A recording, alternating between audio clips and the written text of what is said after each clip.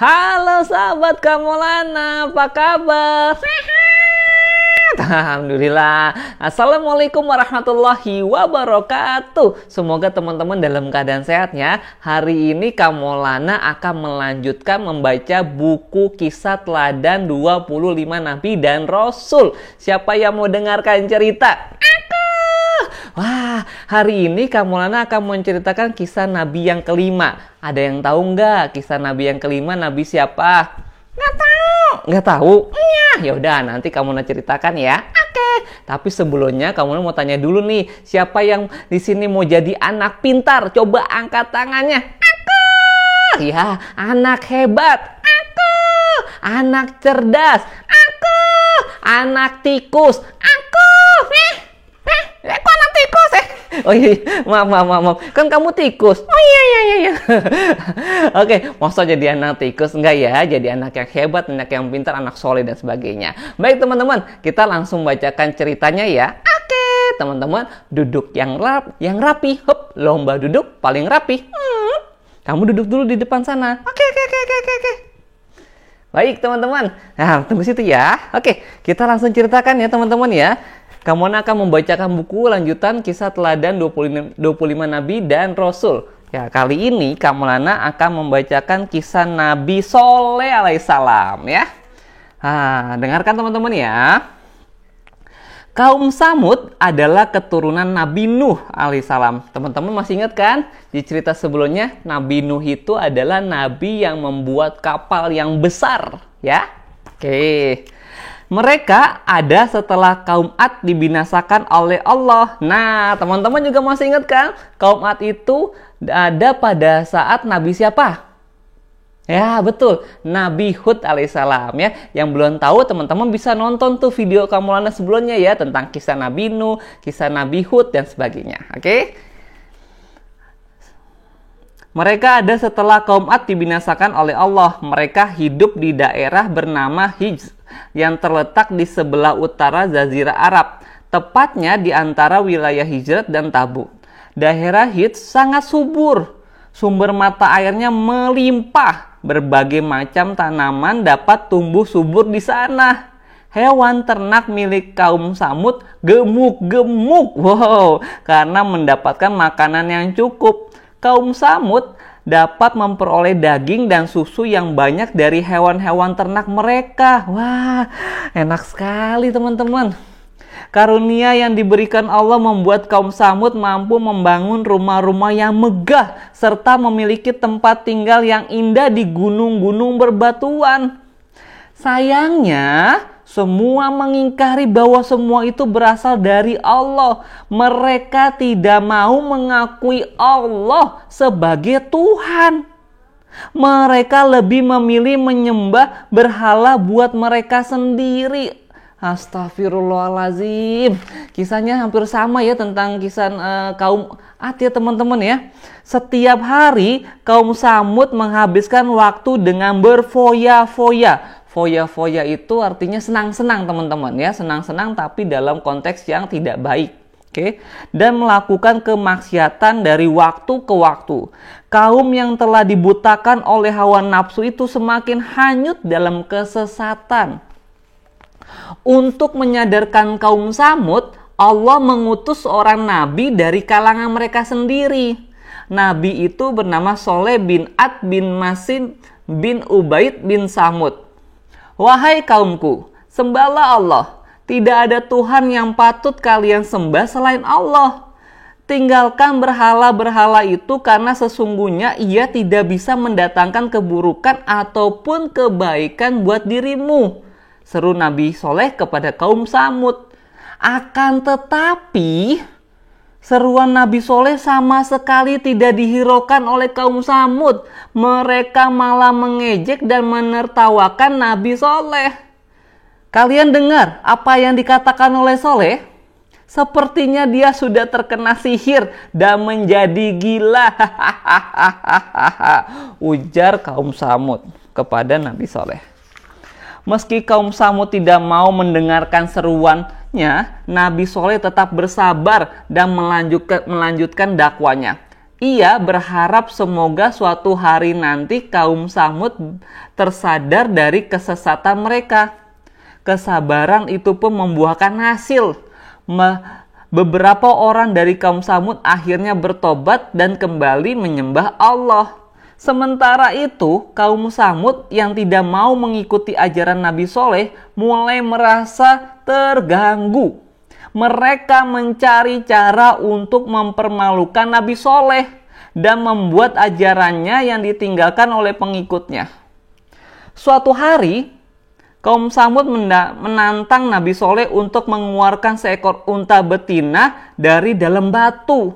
Mereka berpikir bahwa mustahil Nabi Soleh bisa memenuhi tantangan mereka.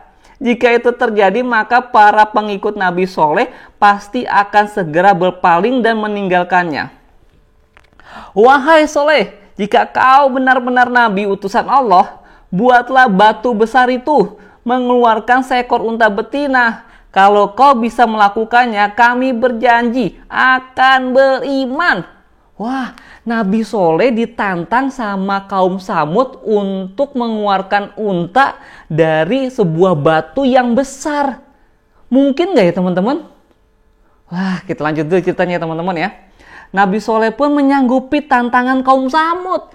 Ia lalu berdoa dan memohon kepada Allah agar diberikan mukjizat berupa unta betina yang keluar dari batu. Maka Allah pun mengabulkan doa Nabi Soleh.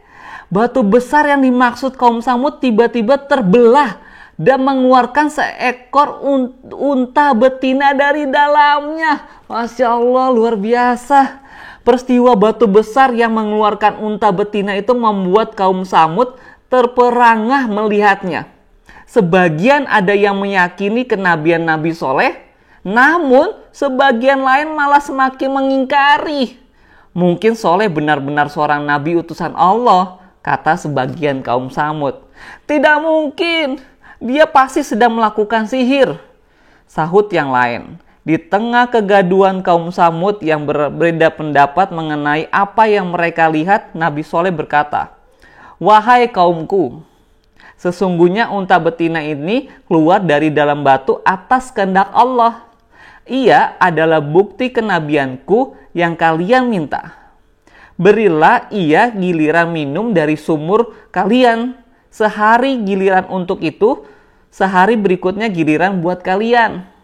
Begitu seterusnya, janganlah kalian menyakiti apalagi membunuhnya. Jika itu kalian lakukan, Allah akan menimpakan azab. Luar biasa teman-teman. Meskipun ada yang tidak suka, Nabi Hud juga memberikan untanya kepada mereka. Demikianlah unta betina itu pun hidup di tengah-tengah kaum Samud. Ia juga mendapatkan giliran minum dari sumur mereka. Setiap tiba hari giliran minum, unta itu selalu menghabiskan seluruh air sumur. Namun hal itu tidak membuat kaum Samud kehausan, karena susu yang dihasilkan oleh si unta mampu memenuhi kebutuhan minum mereka semua. Kaum Samud menyembelih untanya. Wow, tunggu ya. Mulanya kaum Samud masih mau menerima keberadaan unta betina tersebut di tengah-tengah mereka. Namun sebagian kaum Samud yang masih mengingkari kenabian Nabi Soleh, lama-kelamaan mulai timbul sifat jahat. Bagaimana kalau unta itu kita sembelih? Soalnya aku khawatir ia akan menyebabkan semakin banyaknya orang yang percaya dan mengikuti dakwah Soleh, ujar salah seorang dari pimpinan mereka yang kemudian disetujui oleh anggota lainnya. Benar-benar. Lagi pula gara-gara unta itu kita jadi tidak bebas mengambil dan menggunakan air sumur untuk keperluan sehari-hari. Akhirnya kaum Samud pun bersepakat untuk menyembelih unta Nabi Soleh. Mereka lalu mencari unta tersebut lalu disembelih. Setelah menyembelih unta, kaum Samud mendatangi Nabi Soleh. Wahai Soleh, sesungguhnya kami telah menyembelih unta itu. Maka buktikan ancamanmu bahwa Allah akan mengazab kami, tantang mereka. Nabi Soleh marah sekaligus sedih dengan apa yang dilakukan oleh kaum Samud. Namun ia tidak bisa berbuat apa-apa untuk menyelamatkan kaumnya yang telah ingkar dan berani menentang Allah. Wahai kaumku, sungguh aku telah menyampaikan amanah dari Allah dan memberikan nasihat kepadamu, namun engkau tidak mendengarkan nasihatku. Bersenang-senanglah selama 3 hari di rumahmu, karena setelah itu azab Allah benar-benar akan menimpamu. Setelah berkata seperti itu, Nabi Soleh dan para pengikutnya yang beriman kemudian keluar dari daerah Hijz dan pergi meninggalkan kaum Samud. Wah, Nabi Soleh pun meninggalkan kaumnya ya. Meski sempat meremehkan perkataan Nabi Soleh, kaum Samud tetap merasa cemas di dalam hati mereka. Mereka bertanya-tanya, benarkah perkataan Soleh akan terbukti? Benarkah mereka akan ditimpa azab? Azab seperti apa yang akan menimpa mereka? Sudahlah, tidak usah cemas. Itu kan hanya akal-akalan Soleh saja yang ingin menakut-nakuti kita. Ujar mereka saling menghibur satu sama lain. Akan tetapi, kecemasan kaum Samud semakin menjadi ketika di sore hari, pada hari ketiga, wajah mereka tiba-tiba berubah menjadi hitam legam. Kepanikan terjadi di mana-mana. Tenang, tenang, tenang, tidak usah panik. Besok pagi kita semua akan mengungsi. Azab itu pasti tidak akan menimpa kita, kata pemimpin kaum Samud berusaha menenangkan. Matahari baru saja terbit keesokan harinya, kaum Samud yang hendak meninggalkan perkampungan mereka mendadak mendengar suara yang memengkakkan telinga. Tak lama kemudian bumi berguncang, tanah terbelah, gedung-gedung tinggi pun runtuh. Kaum Samud bergelimpangan, nyawa mereka melayang. Allah telah menimpakan azab berupa gempa bumi yang sangat dahsyat kepada mereka. Nah, teman-teman, itulah dia cerita tentang kisah Nabi Soleh dengan kaumnya, di mana kaumnya kembali lagi, kaumnya sombong sekali, tidak mau mengikuti arahan dari Nabi Soleh. Baik teman-teman, sampai jumpa di cerita berikutnya ya, tentang kisah Nabi yang ke-6. Ada yang tahu siapa? Oke, good. Oke, sampai jumpa di lain kesempatan ya. Wassalamualaikum warahmatullahi wabarakatuh. Bye.